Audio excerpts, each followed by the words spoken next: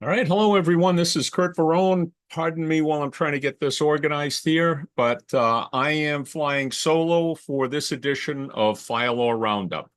Brad has he's not feeling well, and he said that his voice, in particular, he can't really talk. So we're going to do it. I'm going to do it solo.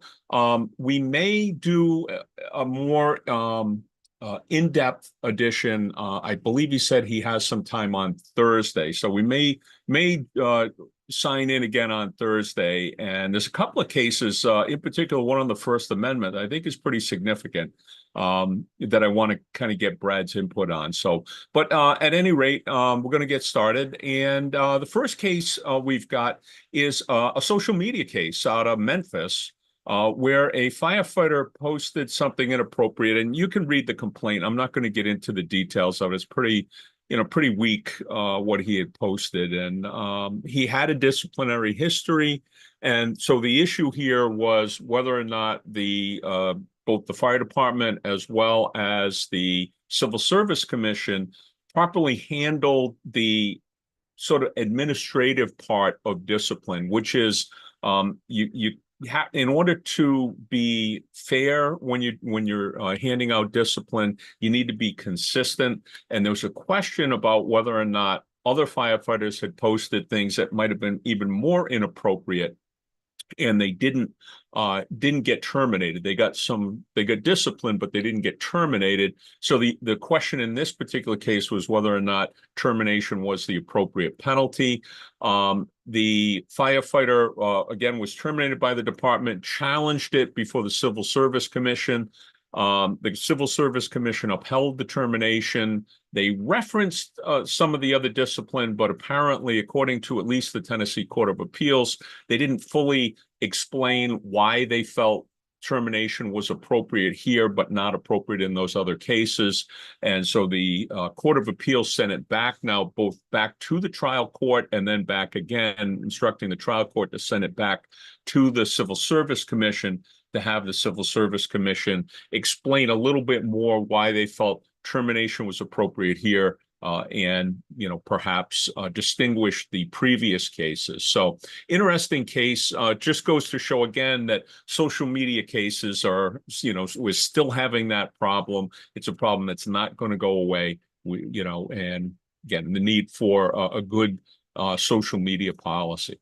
Okay, so that's sort of case number one. Case number two is actually a case that Brad brought. So maybe it's a good thing that Brad isn't here, because I think it might be a little uncomfortable for the plaintiff's attorney in a case to actually be talking about it publicly. You've got to get your client's permission. So everything that I have not talked to Brad about the case, but apparently there was a husband and wife team in charge of the Marbletown Volunteer Fire Department, where the husband was the fire chief and the wife was the treasurer. And apparently there was some questionable spending. You can read it. I'll read you some of it here, but there was personal purchases, and according to the complaint, I'll quote it here: hundreds of personal purchases from OnlyFans, which I'm not 100% sure what that is, but I think if you Google it, you'll find out. I have a suspicion I know what it is.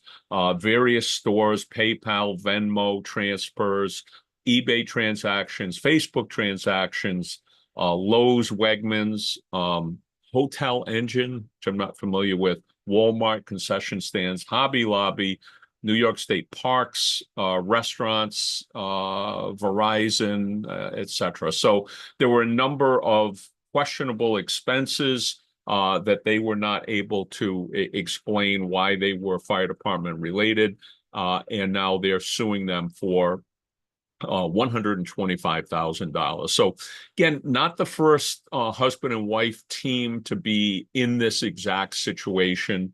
I probably have somewhere around 25.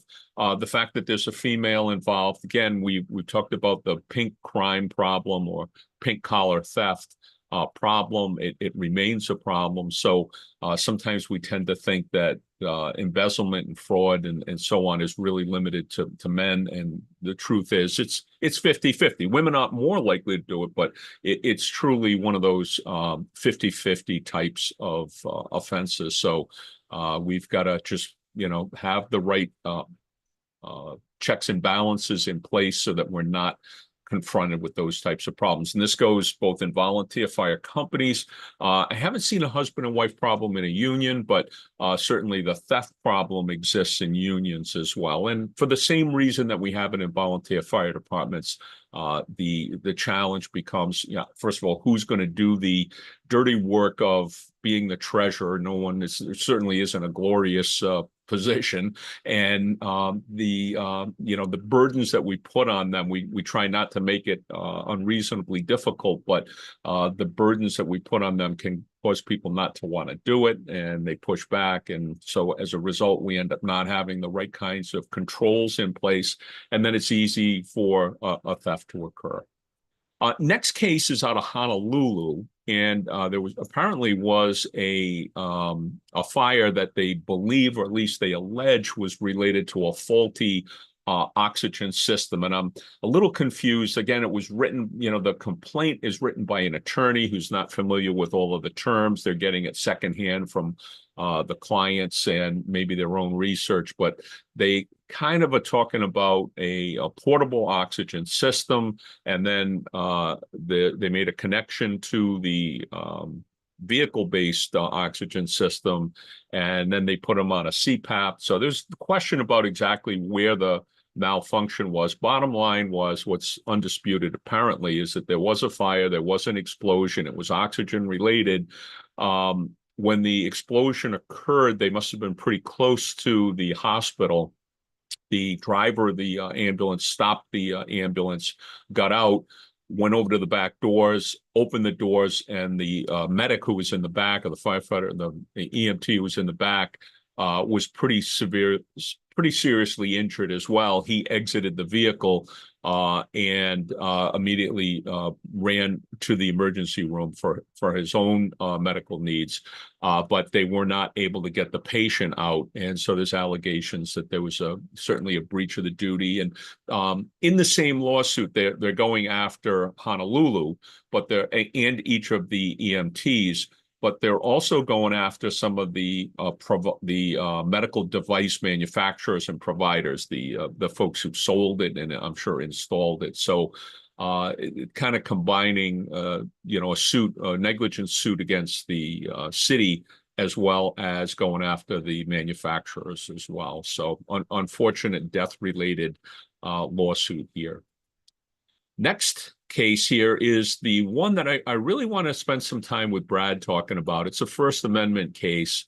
And what we've got is a fire chief following a fatal fire that apparently had some pretty strong feelings. And I don't know whether they are accurate or whether they're not accurate. So I don't really even want to discuss the nature of the allegations here, because they're pretty hurtful.